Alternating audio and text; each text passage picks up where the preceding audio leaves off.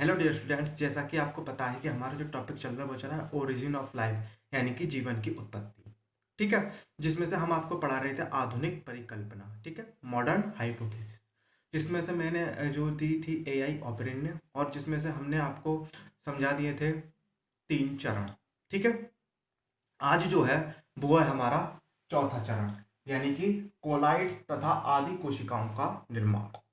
ठीक, formation of colloids and primitive cells. ठीक है, इसको भी हमने 1 2 3 4 यानी कि 4 चरणों में या चार चार पॉइंट्स में डिवाइड किया है। ठीक है, इसका जो पहला चरण है वो है आदि सागर में विभिन्न यौगिकों ने आपस में क्रियाएं करके नए यौगिकों का निर्माण किया। मतलब जब हमने आपको इसका तीसरा चरण समझाया था तो उसमें हमने बताया था कि किस प्रकार हाइड्रोजन और ऑक्सीजन ने आपस में मिलकर जल का निर्माण किया। जब जल का निर्माण किया तो किस प्रकार हमारी पृथ्वी का धीरे धीरे धीरे धीरे धीरे टेम्परेचर क्या हुआ, कम हुआ, और वहां पर स्थल मंडल पर क्या गिरा, जल गिरा, और जल से ही वो पूरा स्थलमंडल ढक गया और वो किसके रूप में परिवर्तित हो गया, आदि सागर के रूप में परिवर्तित हो गया।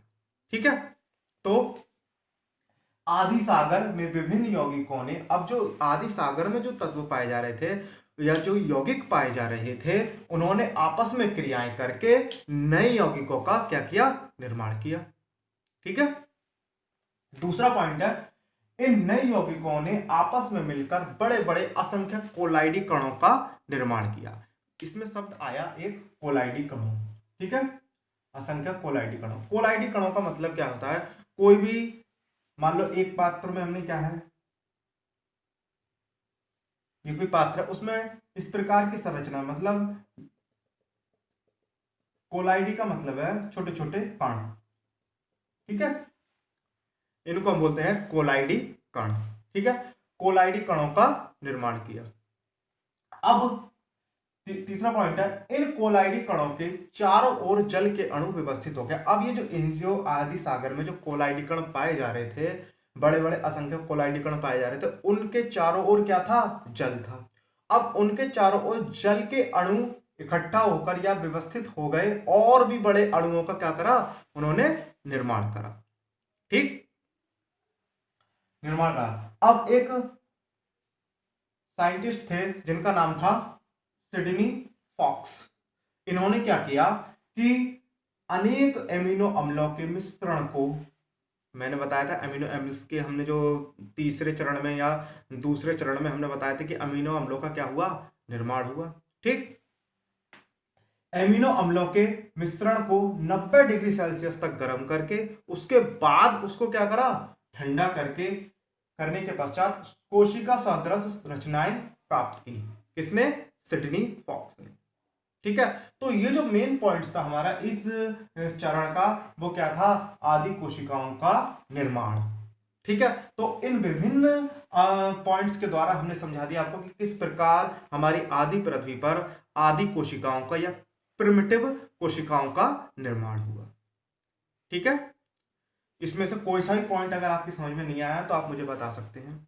ठीक है, अब जैसा कि हमने वादा किया था कि हम जो डेली के 5 या 6 क्वेश्चन डेली आपको कॉम्पिटिटिव एग्जाम के लिए तैयार कराएंगे, तो मैंने जो लास्ट वीडियो शेयर की थी आपके साथ, उसमें भी मैंने 5 क्वेश्चन थे इंपोर्टेंट, और आज जो वीडियो है हमारी उसमें भी हमारे 5 या 6 क्वेश्चन हैं।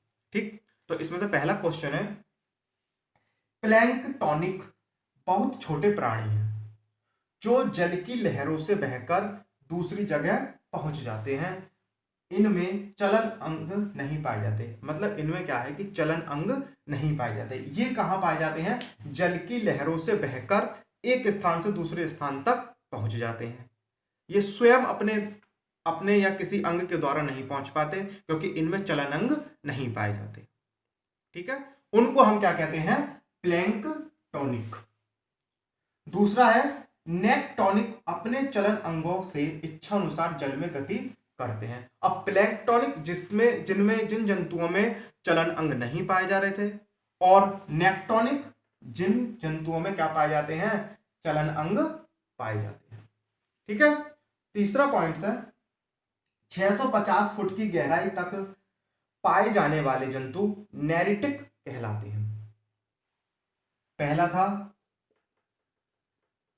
प्लैंक्टोनिक, दूसरा था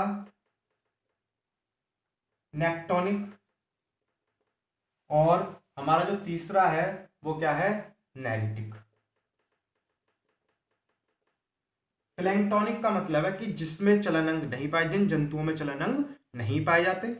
नेक्टोनिक का मतलब है जिन जंतुओं में क्या पाए जाते हैं, चलन अंग पाए जाते हैं। और नेरिटिक का मतलब है कि 650 फुट की गहराई तक पाए जाने वाले जंतु को हम क्या कहते हैं, नेरिटिक कहते हैं। ठीक, हमारा अगला पॉइंट है 200 से 1800 मीटर तक की गहराई में पाए जाने वाले जंतु क्या कहलाते हैं, बैथाइल कहलाते हैं। ये बैथाइल कहलाते हैं। ठीक, अगला है एबाइसल श्रेणी के जंतु या प्राणी समुद्रीय जल की मध्य गहराई में पाए जाते हैं, ना तो ऊपर ना नीचे, ये कहां पाए जाते हैं, मध्य गहराई में। इनको हम क्या कहते हैं, एबाइसल। ठीक, और इसका लास्ट पॉइंट है आर्बोरियल श्रेणी के जंतु वृक्षों पर रहते हैं। जितने भी जंतु कहां रहते हैं, वृक्ष पर रहते हैं, वृक्षों पर रहते हैं, उनका हम क्या बोलते हैं, आर्बोरियल। क्या बोलते हैं, आर्बोरियल। ठीक है, आप चाहें तो इन क्वेश्चंस को जो मैं डेली का आपको दे रहा हूं, इंपॉर्टेंट क्वेश्चन निकाल निकाल कर, तो आप इनको एक अपनी नोटबुक बना लीजिए, उसमें भी आप इसको क्या कर सकते हैं, इन क्वेश्चंस को नोट कर सकते हैं। ठीक है, आज के लिए इतना ही काफी है। बाय।